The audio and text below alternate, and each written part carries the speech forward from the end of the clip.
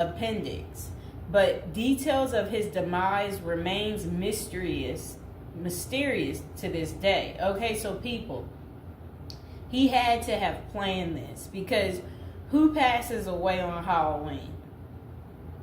Okay, somebody that obviously wants to be remembered every year on a holiday that's iconic. That's who.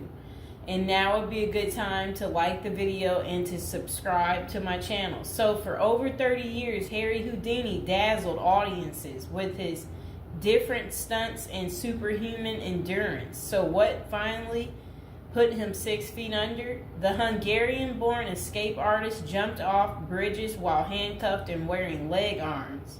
He slithered out of sealed milk cans filled with water, and he devised a Chinese water torture cell in which he submerged and suspended upside down by his ankles. None of those did he.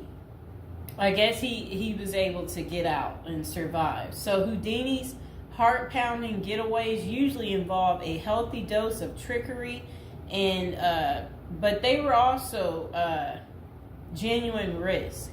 In 1915, Houdini nearly suffocated during a stunt in which he was shackled and buried under 6 feet of dirt.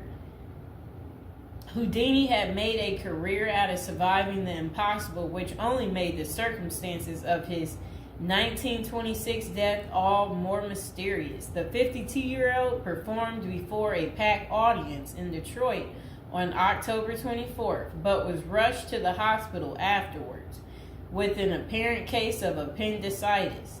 He died just a week later on Halloween, leaving his legions of admirers bewildered. Okay, so an obituary in the New York Times expressed shock at the passing of the man who so often had seemed to thousands to be cheating the very jaws of death.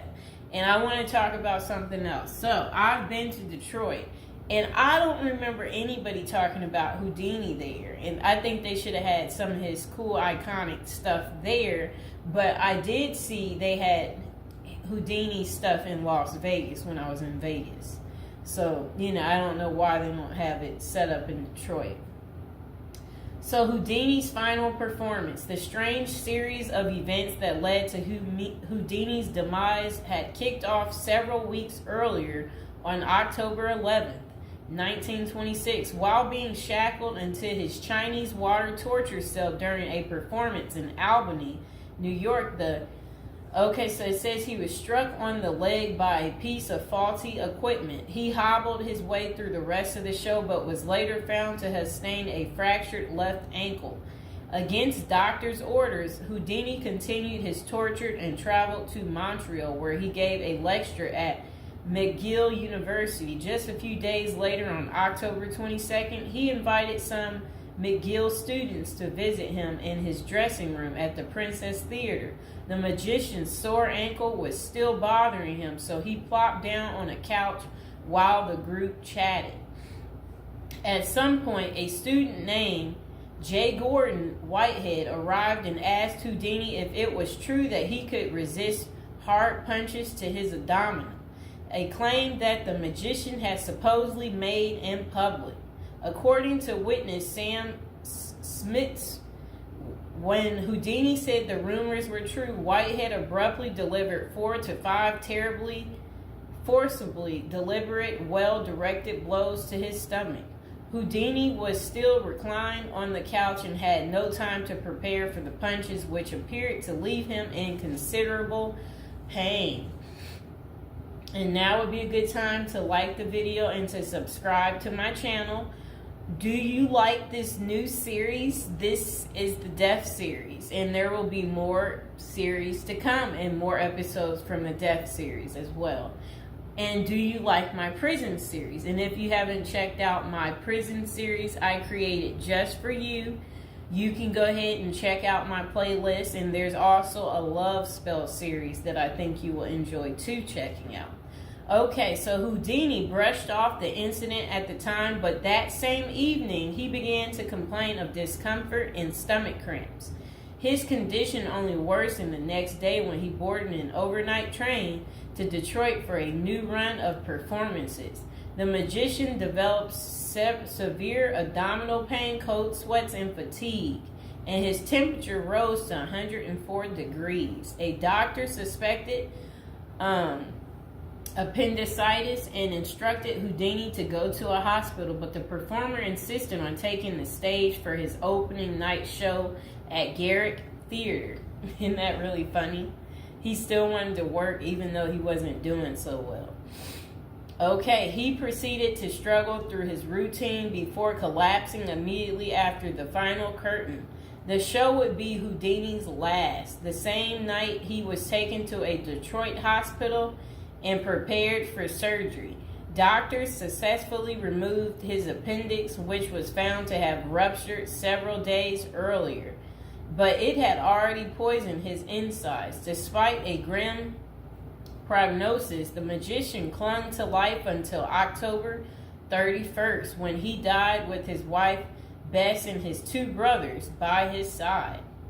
The official cause of Houdini's death was listed as peritonitis caused by a ruptured appendix. At the time, the magician's doctors firmly believed that the illness was the result of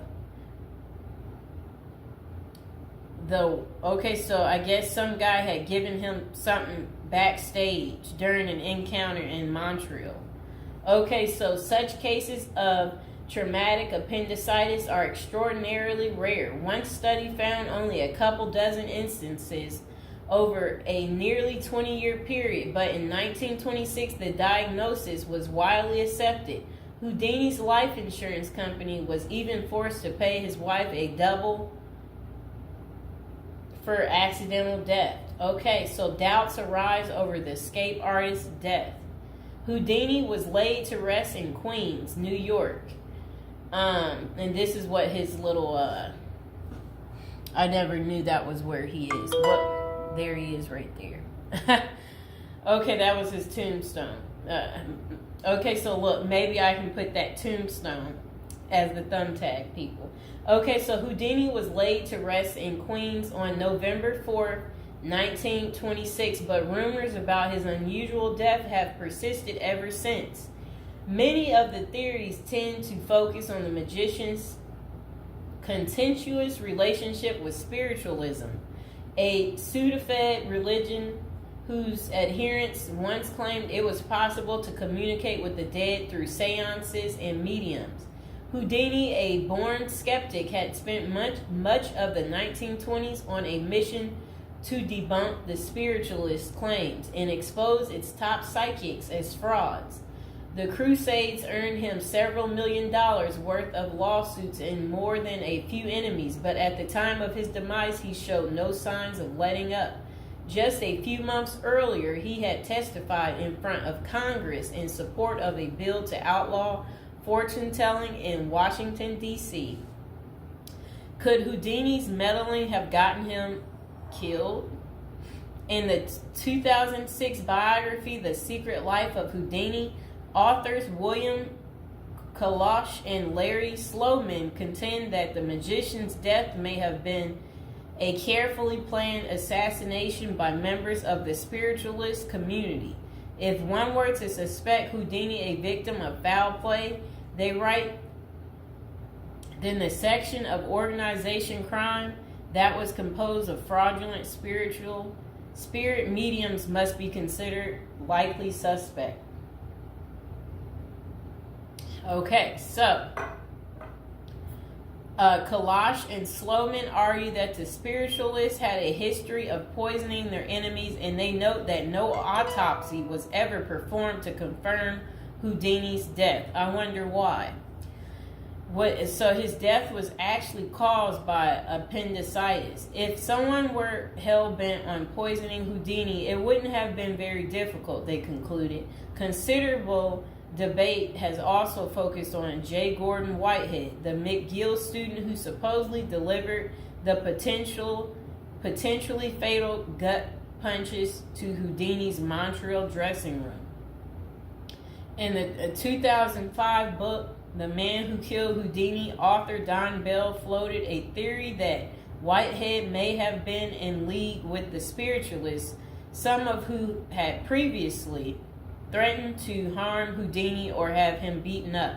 Bell concluded that there was not enough evidence to connect Whitehead to any kind of criminal plot, but others have argued that he was an enemy agent who stalked Houdini during the magician's time in Montreal. Okay, so was Houdini murdered? The true cause of Houdini's demise may never be known for sure, but the majority of scholars tend to dismiss the murder theories as mere speculation. For them, the more pressing question is whether Houdini's ruptured appendix had any connection to the stomach blows he received a few days earlier. Don't forget to like the video, and if you're new to the channel, go ahead and hit that subscribe button. So while the evidence shows that such conditions is indeed possible, many consider it more likely that Whitehead's punches simply caused Houdini to ignore an already existing case of appendicitis. By the time the magician finally sought out treatment, the theory goes it was already too late. Interestingly, perhaps the most sought after source for information about Houdini's death is none other than Houdini himself in what amounted to his ultimate test of the spiritualist's claims. The magician promised his wife Bess that he would try to communicate with her from beyond the grave. Bess went to hold an annual Houdini seance for 10 years before finally abandoning the search in 1936. Fans and fellow magicians have since made the seance a Halloween tradition, but thus far, the great Houdini's ghost has refused to speak. I wonder why. So I hope you guys enjoyed hearing about what happened to Harry Houdini and how he passed away on Halloween.